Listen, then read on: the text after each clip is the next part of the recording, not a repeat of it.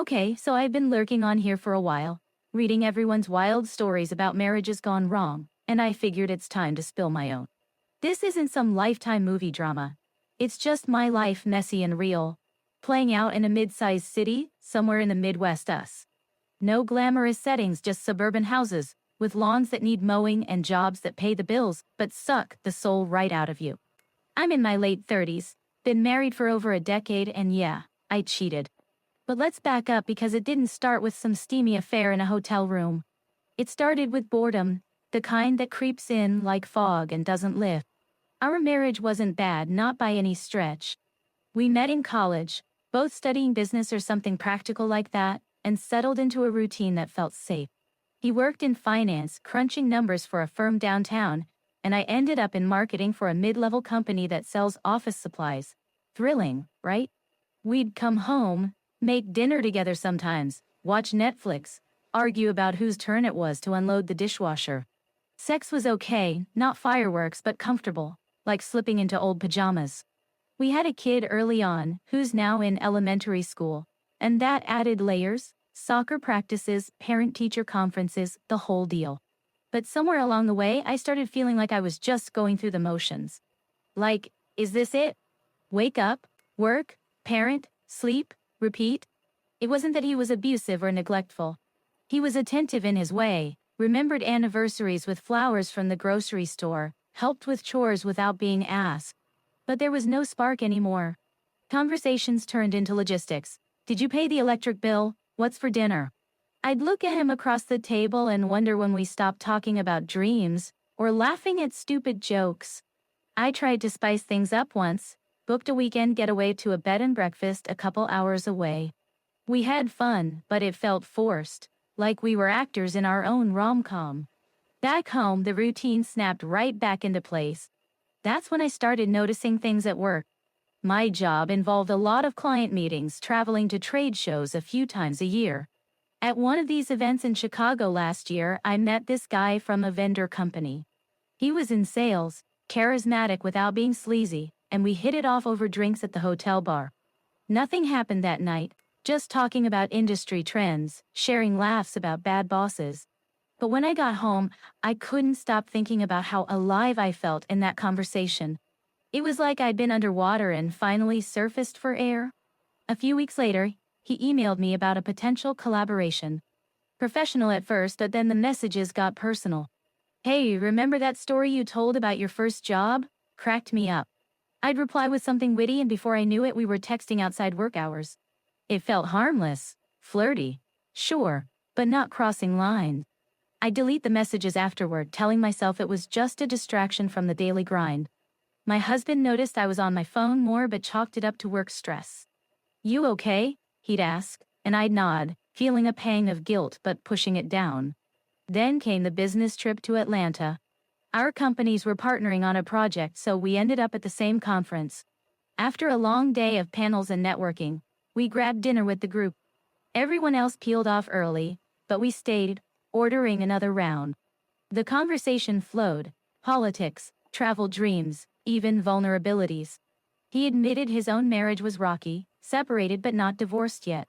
I opened up about feeling stuck, how motherhood and career had eclipsed who I used to be. It was cathartic, like therapy with wine. We walked back to the hotel together, and in the elevator he leaned in. I didn't pull away. The kiss was electric, nothing like the pecks at home. We ended up in his room, and yeah, it happened. No regrets in the moment, just passion I'd forgotten existed. But the next morning, reality hit like a truck. I showered, dressed, and flew home, my mind racing. What had I done? I told myself it was a one-time thing, a slip-up from too much travel and not enough connection at home. Back in our house, everything looked the same. The kitchen counter cluttered with mail, the kids' toys scattered in the living room. My husband greeted me with a hug, asked about the trip. I lied smoothly, said it was productive but exhausting. That night, lying in bed, I stared at the ceiling, replaying the night in Atlanta. Guilt gnawed at me, but so did excitement. I deleted all evidence from my phone, vowing to cut contact. But a text came through. Last night was amazing. Let's talk soon. I didn't reply, but I didn't block him either. Over the next months, it escalated slowly. We'd email about work, but slip in personal notes. Then phone calls late at night when my husband was asleep. I justified it. Our marriage wasn't passionate, but it was stable. This was just filling a void. One weekend, my husband took the kid to visit family out of state, leaving me alone. I invited the guy over, telling myself it was for closure. It wasn't. We spent the afternoon in bed talking and more. It felt like rediscovering myself, but deep down I knew it was risky. The first crack appeared when I started pulling away from home life. I'd snap at little things like when the kid spilled juice or my husband forgot to take out the trash. He noticed, suggested couples therapy. We've been distant, he said. I agreed but dragged my feet on scheduling. Meanwhile, the affair intensified, stolen lunches, quick meets in parking lots. I was addicted to the thrill, the secrecy making it hotter. But then, the unexpected. During one of our calls, he mentioned a mutual acquaintance from work. Turns out he knew my husband through a professional network. They'd crossed paths at a conference years ago. My heart dropped. Don't worry, he said. I won't say anything. But the paranoia set in. What if he slipped up? What if this blew up? I started having nightmares about getting caught, waking up in sweats. Still, I couldn't stop. It was like a drug. By the end of that phase, I'd cheated multiple times, each one chipping away at my self-image. I looked in the mirror and didn't recognize the woman staring back. Deceptive. Thrill-seeking. Little did I know the real twist was coming. One that would flip everything on its head. Alright, continuing from where I left off because this story's got layers, and I need to vent it all out. If you're still reading, buckle up, things get weirder. So, after that revelation about him knowing my husband peripherally, I tried to cool things off.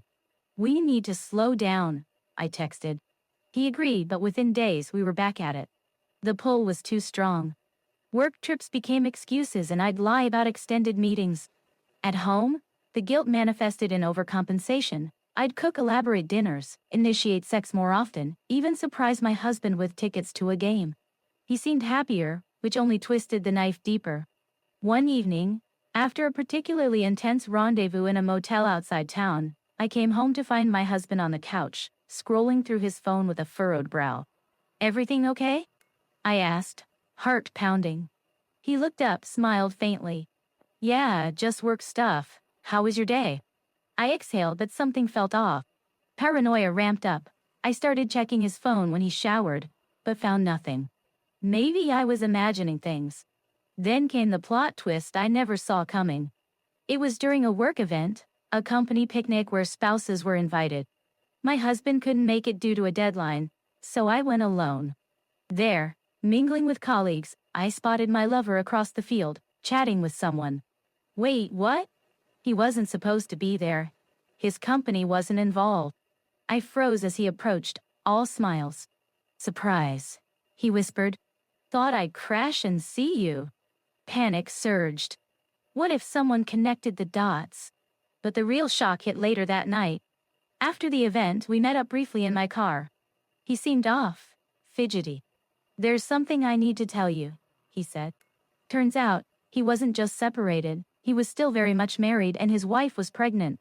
But that wasn't the bombshell. He confessed he'd sought me out intentionally. Why? Because years ago, at that conference where he met my husband, he'd overheard him bragging about a promotion that my lover had been up for. It was a petty grudge. He saw seducing me as revenge, a way to even the score. I was stunned. You're kidding, I stammered. He laughed bitterly. At first, yeah, but then I actually liked you. It felt like a gut punch.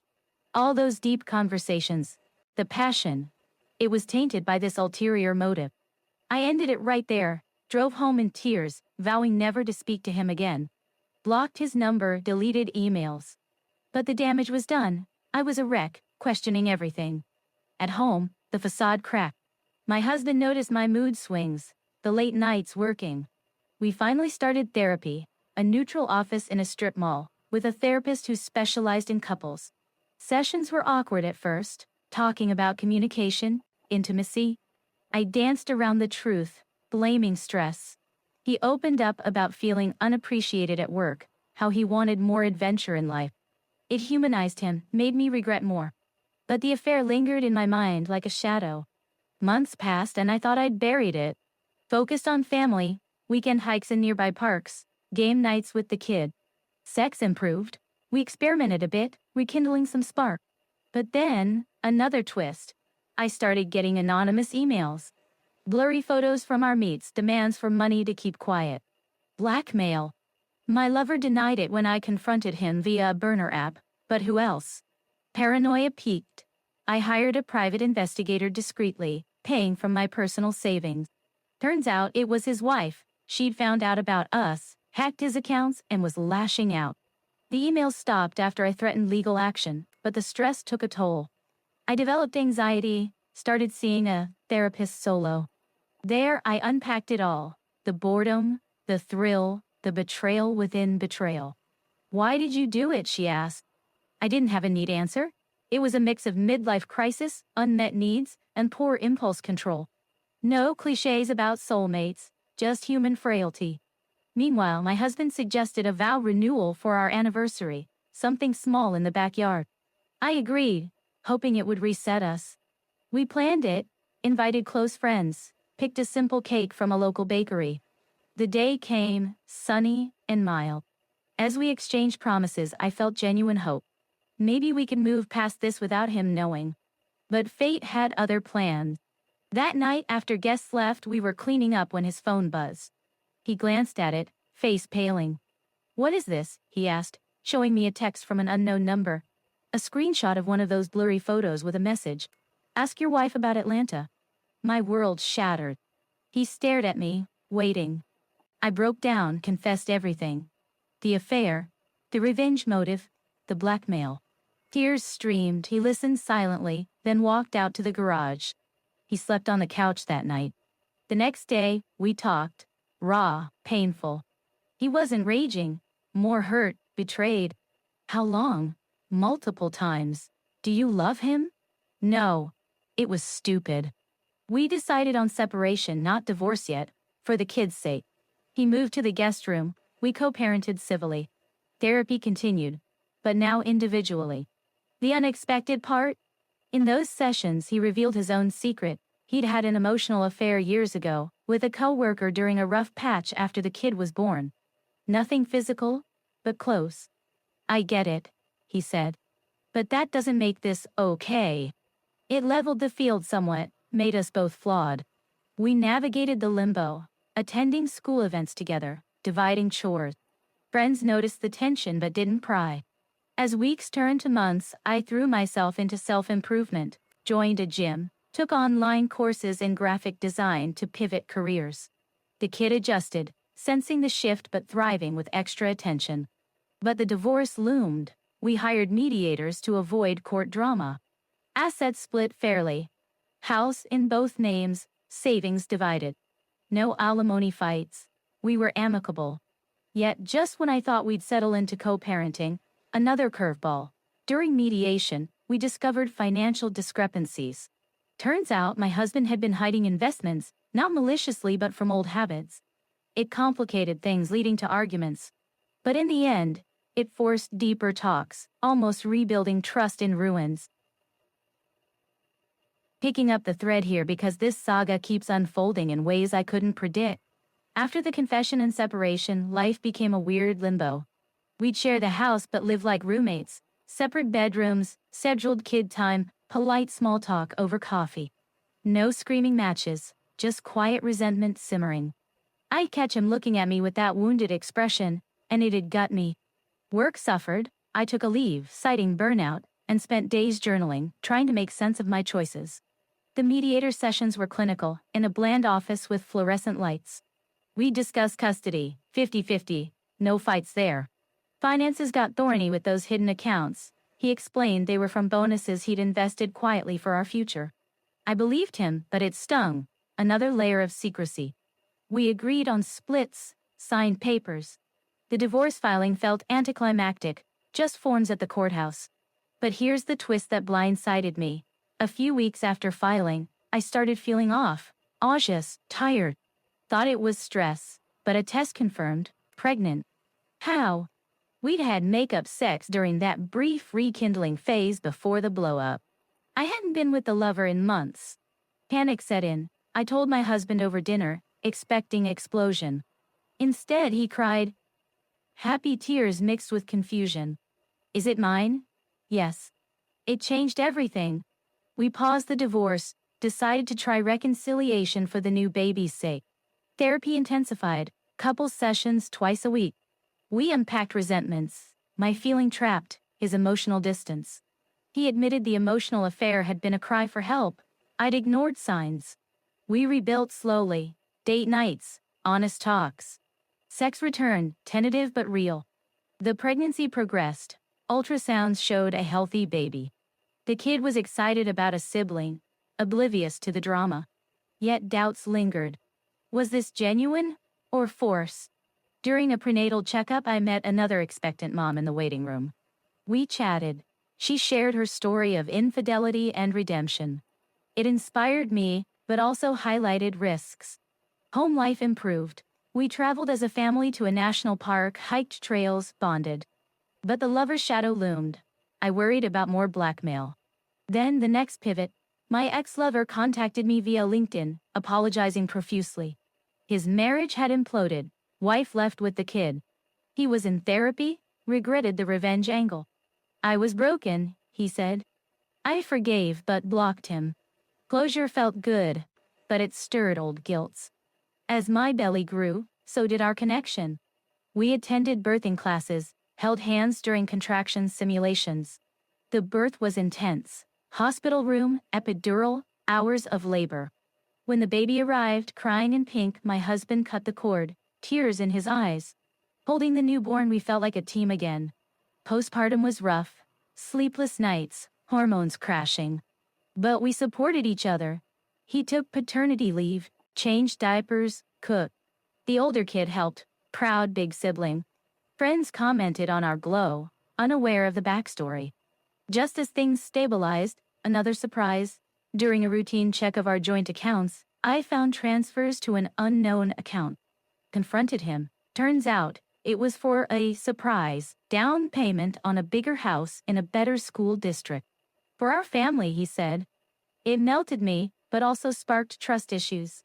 We talked it out in therapy, set boundaries for transparency. Life settled into a new normal, 2 kids, busy schedules, but with intentional effort. I switched jobs to a remote role, more flexibility. He got promoted, less stress. We even experimented with open communication about attractions, preventing future slips. But the divorce papers still lingered, paused but not dismissed. We debated finalizing or tearing them up. In the end, we chose to stay married but with a postnup for protection. It felt pragmatic, not romantic. Looking back, the affair was a catalyst, destructive but forcing growth. No fairy tale ending, just real life, with scars and second chances. Whew, almost there. This part dives into the aftermath where things got even more tangled. With the new baby home, our house felt fuller. Cribs, bottles, endless laundry. We were exhausted but united, co-parenting seamlessly. The older kid adjusted well, helping with feeds. Therapy continued. We worked on forgiveness, not just words but actions. One night over takeout pizza, he asked, "Do you regret us?" I paused. No, but I regret hurting you. It led to deep convos about needs. Mine for excitement, his for stability. We planned adventures, road trips to beaches, camping in state parks. It reignited sparks. Sex became passionate again, exploring fantasies we'd ignored. But twists kept coming. A year post-birth, I got a promotion, better pay, but more travel. First trip, New York for a conference. Alone in the hotel, temptations surfaced, flirty bar chats. I resisted, called home instead. Progress. Then, the shocker. My husband confessed he'd been in touch with my ex-lover's wife. Not romantically, support group for betrayed spouses online. It helped me process, he said. I felt invaded, but understood. It led to joint sessions, airing grievances. Finances stabilized. We bought that house, moved to a quieter suburb. Fresh start, new routines, neighborhood BBQs. Kids thrived. Baby hit milestones, older one excelled in school. Yet, undercurrents persisted. During a family vacation to Florida, we argued fiercely, old wounds reopening over trivial things like navigation. Back home, he suggested time apart. Maybe we rushed reconciliation. Heartbroken, I agreed. He stayed with a friend. I handled kids alone, reflecting. In that space, I realized my growth. I'd become more independent, pursued hobbies like painting. When he returned, we renegotiated. More individual time, less codependence. Another curve, the ex-lover resurfaced, suing for emotional distress or some BS. Turned out his wife had pushed it, using our affair as leverage in their divorce. We lawyered up. It settled out of court, draining savings but closing the chapter. Post that, we hit a high, renewed vows privately, just us and kids on a lakeside. Vows were honest. I choose you, flaws and all. Life moved on. School runs, work deadlines, quiet evenings. No more secrets, full transparency apps for phones. It worked mostly. But the final twist in this part, I discovered I wasn't the only one with secrets.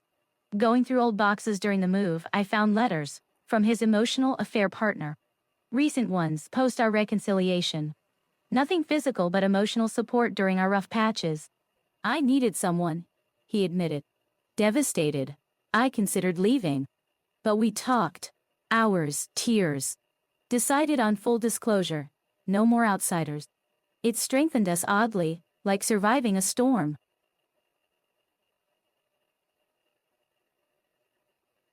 Final part, folks. Wrapping this up because even typing it exhausts me. After the letter discovery, trust was fragile. We recommitted to therapy, setting rules. No contact with exes, weekly check-ins. It was work but paid off. Communication flowed better. Intimacy deepened. Kids grew. Older ones started middle school, baby toddlerhood. We balanced careers, me hybrid, him office. Family trips became traditions. Annual cabin retreats, holiday drives. One unexpected turn. I started a side hustle, freelancing marketing.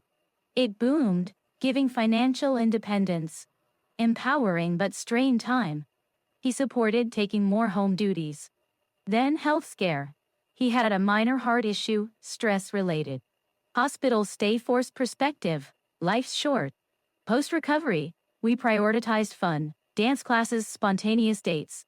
But divorce whispers returned during lows. After a big fight over parenting styles, we filed again.